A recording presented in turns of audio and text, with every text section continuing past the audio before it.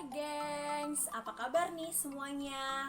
Balik lagi sama gue, Sisi Renia, di acara Kripik.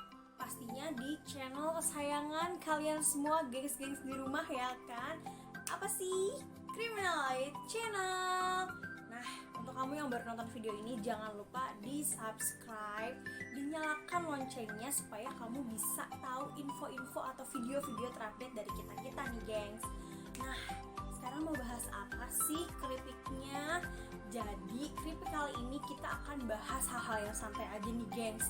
Nah sekarang ini kan udah bulan Juli ya gengs, udah memasuki bulan Juli akhir dan mau ke bulan Agustus. Nah biasanya nih ini udah rame banget nih untuk teman-teman atau gengs-gengs di rumah yang mau masuk ke perkuliahan. Misalkan kamu udah lulus SMA atau SMK, terus sekarang kamu mau menuju ke jenjang pendidikan S1 atau perkuliahan gitu ya. Nah, sebenarnya ada loh hal-hal yang sebenarnya gengs-gengs di rumah ini harus tahu kalau misalkan kamu itu dari SMA, SMK atau MA gitu ya, mau ke kuliahan. Jadi supaya nggak kudet, tonton terus video ini dari awal sampai akhir. Jadi kita akan bahas tuntas istilah-istilah yang sering dipakai di perkuliahan. Oke, lanjut. Istilah yang pertama ini yang paling sering banget ketika kamu nanti akan masuk nih ke perkuliahan kamu, di kuliah kamu. Nanti ketika kamu daftar, kamu akan mendapatkan KTM. KTM apa sih? Jadi KTM itu adalah kartu tanda mahasiswa. Nah, kartu tanda mahasiswa ini berguna banget loh gengs, dari awal kamu masuk sampai kamu lulus nanti. Gunanya untuk apa sih? Gunanya misalkan untuk kegiatan-kegiatan kemahasiswaan, atau misalkan dalam keadaan darurat juga, misalkan kamu sakit nih gengs. Nah, kamu bisa menggunakan kartu itu untuk berobat di klinik yang bekerja sama dengan kampus kamu. Jadi sayang banget kan, dan jangan sampai hilang untuk kartu tanda mahasiswanya kayak gitu. Jadi itu juga menandakan loh kalau kamu itu udah bukan anak SMA lagi, tapi kamu udah anak kuliahan. Nah, mantap kan gengs. Jadi jangan sampai nggak tahu nih istilah KTM kalau kamu udah masuk kuliah. Lanjut ke yang kedua. Nah, yang kedua ini paling sering disebut, tapi kadang-kadang nggak ngerti nih artinya apa. Yang kedua ini adalah SKS atau Satuan Kredit Semester. Nah, SKS ini apa sih? Nah, kalau misalkan SKS ini lebih singkatnya ini adalah bobot dari mata kuliah yang akan nanti kamu ambil. Misalkan ada 2 SKS, 3 SKS. Nah, itu nanti juga akan menentukan lama kamu di dalam kelas atau lama pembelajaran tersebut berlangsung gitu. Jadi ada 2 SKS, 3 SKS, bahkan ada 6 SKS loh gengs nanti kalau kamu udah mau ke TA. Oke, lanjut ada KRS. KRS apa lagi ya? KRS itu adalah kartu rencana studi. Kartu rencana studi ini nanti akan kamu ambil ketika kamu mau milih mata kuliah mana di setiap semesternya gengs. Jadi kamu harus tahu nih mata kuliah apa sih yang kamu mau ambil di semester selanjutnya. Dan biasanya nih gengs, kalau KRS itu di semester 1 dan semester 2 itu udah dipaketin. Jadi misalkan semester 1 itu ada 20 paket, semester 2 ada 20 paket. Nanti di semester 3 sekalian kamu milih penjurusan kamu juga akan bisa ngambil KRS atau SKS lebih dari 20 paket. Misalkan ada 23 atau 24 gitu, biar cepet lulusnya gengs gitu loh. Nah, udah habis ada KRS, ada apa lagi sih? Ada matkul. Matkul apa ya? Matkul itu adalah mata kuliah. Nah, kalau kita nih waktu SMA atau SMK itu kan sering ngomongnya matpel ya, atau mata pelajaran. Matpel selanjutnya apa sih? Kita cabut aja yuk. Oh, jangan ditiru ya gengs, itu cuma contoh. Nah, kalau di kuliahan itu namanya matkul alias mata kuliah. Jadi kamu harus tahu nih mata kuliah kamu apa aja sesuai dengan jurusan kamu. Nah, biasanya mata kuliah di semester 1 dan 2 itu mata kuliah dasar gengs. Jadi kamu juga sebenarnya udah pernah belajar di SMA atau SMK. Nah, nanti baru di semester 3 baru masuk ke penjurusan jurusan kamu deh gitu. Nah, selanjutnya ada IP. IP apa ya? IP sama IPK beda atau sama ya? Ya beda gengs. Jadi kalau IP itu adalah indeks prestasi. Indeks prestasi itu adalah hasil dari setiap semester yang akan kamu kerjakan. Misalkan di semester 1 IP kamu itu 3,00. nanti di semester 2 IP kamu 3,20, misalkan ada peningkatan, misalkan di semester 3 dan seterusnya. Nah, lalu kalau IPK apa ya? Nah, IPK adalah kumulatif dari semua IP kamu. Jadi IPK kepanjangannya adalah Indeks Prestasi Kumulatif. Nah, artinya apa sih? Misalkan nih, kamu di IP semester 1 3,20, di semester 2 3,30, semester 3 3,50. Nah, IPK itu adalah nanti hasil keseluruhan dari IP kamu, gengs. Jadinya nanti ditotalin, hasilnya jadi 1. Seperti itu, gengs. Jadi udah tahu ya bedanya IP sama IPK apa. Jangan lupa nanti cek juga di web student milik kamu. Nanti akan tertera kok IP kamu berapa dan IP kamu berapa.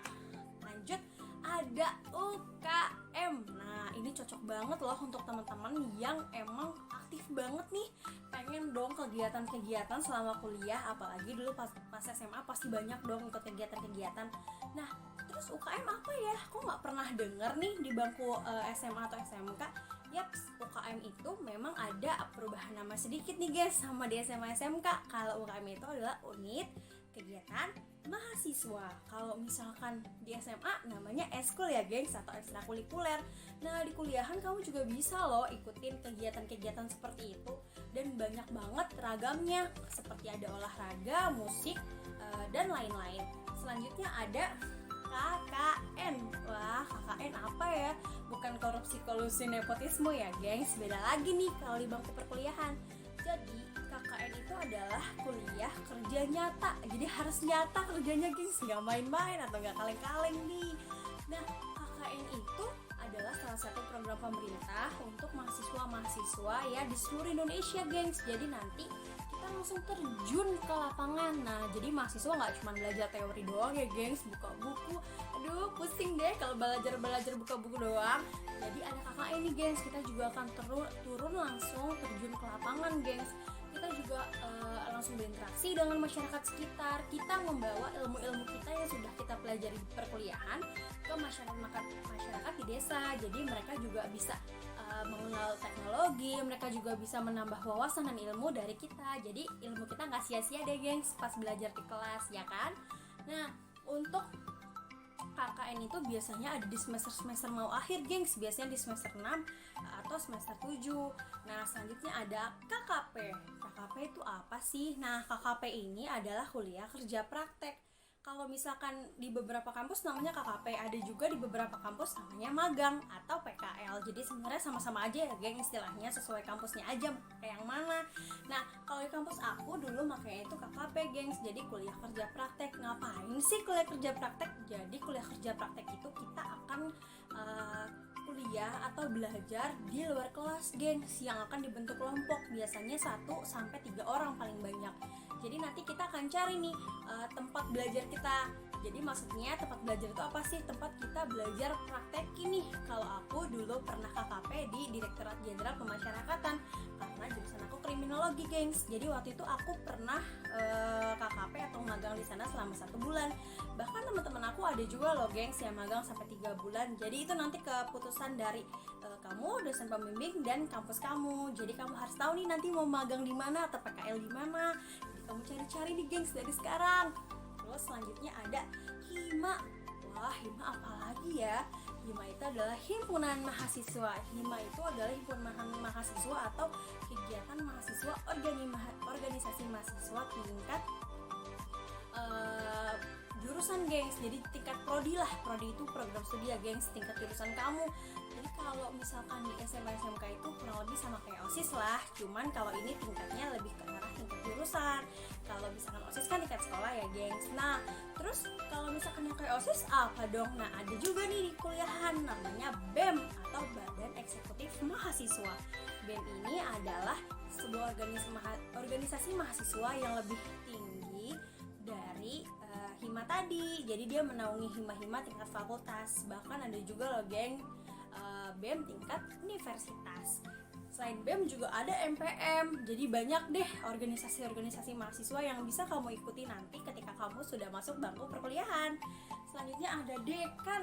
Dekan apa sih? Jadi dekan adalah kepala di fakultas kelas kamu, gengs, gitu. Jadi kamu harus tahu nih dekan kamu siapa. Biasanya kamu akan nyari-nyari dekan untuk minta tanda tangan. Jadi jangan sampai nggak tahu ya dekannya siapa. Nah, selanjutnya selain dekan ada juga prodi atau program studi. Nah, di prodi ini kamu akan ketemu sama kaprodi atau kamu punya kaprodi. Nah, kaprodi ini adalah kepala di program studi kamu. Jadi kamu harus tahu nih, gengs, nama kaprodi kamu siapa, karena nanti kamu akan minta tanda tangan juga, tanda tangan untuk KKP, tanda tangan untuk KKN, bahkan untuk perbaikan absen, gengs. Nah, itu tipsnya aja ya, tapi jangan diikutin. Kalau misalkan kamu rajin, kamu gak perlu kok minta tanda tangan absen segala. Oke, terus selanjutnya ada asdos atau asisten dosen. Kok dulu di SMA SMK nggak ada ya asdos? Sebenarnya ada, gengs, istilahnya namanya kayak ketua kelas gitulah. Tapi kalau misalkan di kuliahan juga ada sih ketua kelas, cuman kalau asdos itu lebih spesifik lah, gengs, tugasnya. Kadang mereka itu membantu penelitian dosen, mereka juga berkecimpung dengan pengabdian kepada masyarakat bersama dosen, terus juga kadang bantu ngajar, gengs, kalau misalkan dosennya nggak masuk, atau bantu ngawas kalau ujian. Nah, enaknya kalau asdos masih baik-baik gitu deh kalau ngawas ujian ya, beda sama dosennya langsung. Nah, terus selanjutnya yang terakhir, hampir mau terakhir ya, gengs, nggak terakhir banget nih, ada TA. TA apa sih? TA adalah tugas akhir atau kamu bisa sebut dengan istilah skripsi. Nah, TA ini kamu harus lalui ketika kamu sudah di penghujung semester alias di semester 8. Itu juga kalau kamu nggak nambah ya, gengs, tapi nggak apa-apa kok kalau misalkan kamu nambah juga. Mungkin kan ada yang cuti atau lain sebagainya. Nah, biasanya TA ini ada di semester 8, gengs. Jadi di semester 8 ini kamu akan ngambil TA atau skripsi. Nah, TA ini atau skripsi ini apa sih? Jadi TA ini atau skripsi ini nggak bisa berkelompok ya, gengs. Jangan salah nih, jangan kamu anggap TA ini kerja kelompok, beda loh. Jadi kalau TA ini atau skripsi, kamu harus membuat penelitian yang kamu kerjakan sendiri, gengs. Kamu mikir sendiri, kamu menentukan topik, menentukan tema, bahkan menentukan permasalahan dalam penelitian tersebut, yang biasanya kamu akan langsung observasi atau terjun langsung ke lapangan untuk mengamati penelitian kamu. Nah, tenang aja kok, gengs, gak sendirian banget, karena kalau kamu skripsi nanti kamu akan dibantu sama dospem alias dosen pembimbing. Jadi nanti kamu bisa konsultasi sama dosen pembimbing terkait tugas akhir kamu atau skripsi kamu. Nah, hati-hati ya, gengs, kalau misalkan skripsi jangan dianggap cemen atau jangan dianggap gampang atau dan lain-lain, karena skripsi ini atau TA ini bobot SKS-nya paling gede, gengs, alias 6 SKS, dan itu akan mempengaruhi IPK kamu di akhir. Nah, kalau kamu udah skripsi atau udah TA, welcome to wisuda. Semua orang yang kuliah pengennya wisuda langsung ya, gengs. Bisa nggak ya kira-kira? Kayaknya nggak bisa nih. Minimal kamu harus menyelesaikan 3,5 tahun sampai 4 tahun untuk kamu bisa langsung wisuda ya, gengs. Nah, wisuda itu adalah ibaratnya party kita deh. Kita udah selesai kuliah, kita juga udah menyelesaikan semua tugas-tugas kita yang ada di perkuliahan dan sudah menyelesaikan skripsi kita. Jadi kita di wisuda. Nah, di wisuda itu juga ada penghargaan loh, gengs, untuk mahasiswa-mahasiswa yang berprestasi. Jadi ada ragam banyak penghargaannya. Ada cum laude, ada summa cum laude, ada magna cum laude, dan lain-lain. Jadi kalau misalkan cum laude itu biasanya di atas IPK 3,50. Kalau misalkan magna cum laude itu di atas 3,70, dan kalau summa cum laude di atas 3,90 sampai IPK 4. Nah, kalau IPK itu jangan lupa ya, gengs, IPK itu adalah keseluruhan dari semester-semester kamu. Jadi kalau kamu mau dapetin summa cum laude, kamu harus bisa dari semester awal sampai semester akhir indeks prestasi kamu melonjak macam tanjakan ya, gengs. Jangan ada turunan atau meliuk-meliuk ke jalan puncak. Oke, jangan lupa ya, gengs. Jadi harus diperhatikan tuh nilai-nilai kamu juga kalau kamu mau jadi mahasiswa berprestasi atau summa cum laude, magna cum laude, atau cum laude gitu, gengs. Nah, biasanya juga kamu akan dapat selempang loh, gengs. Pas nanti di wisuda nanti, seru banget kan kalau misalnya kamu bisa jadi bagian dari mahasiswa berprestasi tersebut. Nah, oke, udah jelas penjelasan dari aku. Kalau misalkan kamu belum jelas atau ada pertanyaan, kamu bisa tulis di kolom komentar ya, gengs. Kita bisa diskusi nanti terkait dengan perkuliahan. Jadi untuk kamu para mahasiswa baru, welcome to dunia perkuliahan. Semoga sukses.